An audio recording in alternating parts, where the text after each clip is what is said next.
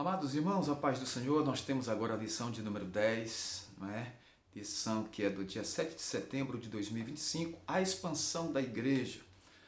Texto áureo em Atos 8, 4 e 5. Mas os que andavam dispersos iam por toda parte anunciando a palavra. E descendo Filipe à cidade de Samaria, lhes pregava a Cristo. A verdade prática nos diz que a igreja só crescerá quando ultrapassar seus próprios limites e levar a mensagem de Cristo para além de suas paredes. Nós temos o texto bíblico em Atos 8, de 1 a 8, e também do versículo 12 ao 15. Você deve pegar a sua Bíblia aí na sua casa e fazer essa leitura. Nós temos essa lição. Esta semana nós vamos estudar como a igreja foi dispersa por causa de uma perseguição, e isso redundou em bênção, porque a igreja se multiplicou, cresceu, expandiu. Até então os cristãos estavam concentrados só em Jerusalém e não tinham avançado na missão de espalhar o evangelho. Tudo mudou depois desta perseguição, quando Estevão foi morto por causa de sua fé. Na verdade, Jesus já havia predito isso em Atos 1 e 8, que os cristãos seriam espalhados pelo mundo para anunciar a sua mensagem.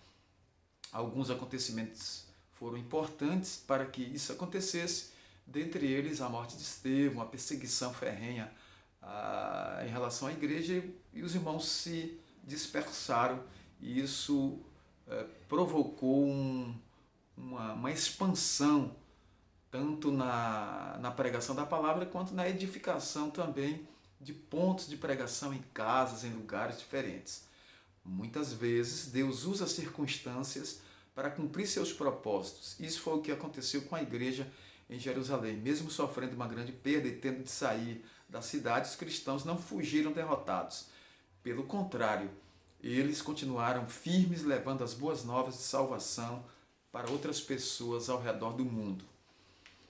Por isso que está escrito: ide por todo o mundo, pregai o evangelho a toda criatura. Assim está escrito lá em Marcos 16, não é isso? A igreja, diante da perseguição, embora perseguida, não foi fragmentada, mas a igreja ela foi triunfante, prosseguiu na sua missão. A palavra-chave para o nosso estudo é evangelização. A igreja estava sofrendo muito por causa da perseguição, havia luto, mas não estava desesperada. Por quê? Porque mesmo perseguida e dispersa, a igreja se manteve unida, firme e atuante. Isso ocasionou uma expansão, uma expansão sadia quando os crentes permanecem firmes, servindo ao Senhor, ganhando almas para o reino de Deus. Uma igreja que evangeliza. A evangelização é missão da igreja. Em Atos 8 e 4 nós lemos: os que andavam dispersos iam por toda parte anunciando a palavra. Esses versículos mostram que, esse versículo, não é isso? Está mostrando que a igreja primitiva era movida pelo poder do Espírito Santo, ela era cheia da presença divina para levar a mensagem de Jesus além fronteira, adiante. Louvado seja Deus. A igreja primitiva operava sob o Espírito Santo e era, portanto, firmada na palavra de Deus.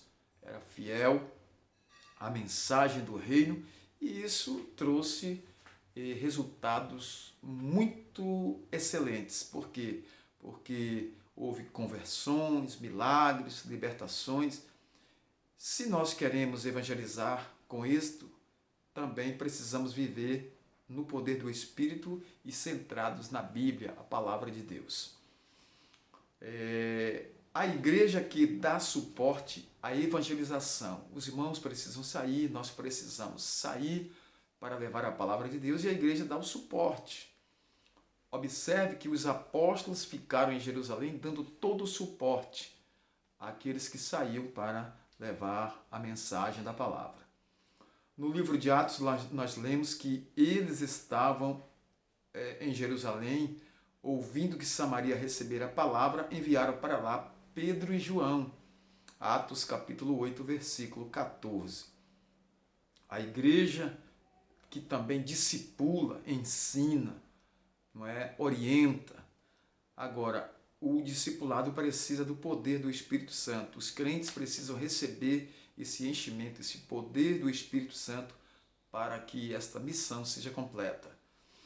A Igreja de Jerusalém discipulou os novos convertidos, mostrando que sem o Espírito Santo não há discipulado completo. Isso é muito importante. Aprendemos nessa lição e vimos como o Evangelho se espalhou rapidamente após a perseguição contra a igreja. Isso só aconteceu porque a mensagem cristã tinha um foco claro: a palavra de Deus e a cruz de Cristo. A palavra de Deus para convencimento, porque o Espírito Santo convence o homem da justiça, do pecado e do juízo, e a palavra de Deus, ela é a semente que deve ser levada, plantada nos corações. Sem Cristo e sem a Bíblia não há evangelho. A Bíblia não destaca os métodos que Filipe usou para evangelizar Samaria, mas enfatiza o poder do Espírito Santo e da palavra de Deus. Esse é o exemplo que nós devemos seguir. Deus em Cristo continue abençoando a todos e saibamos que para termos êxito precisamos do poder do Espírito Santo em nós. Precisamos evangelizar, precisamos pregar a palavra de Deus, mas o Espírito Santo precisa estar conosco nesta grande missão de expansão do reino de Deus na terra. A todos o nosso muito obrigado. Até uma próxima pré-aula.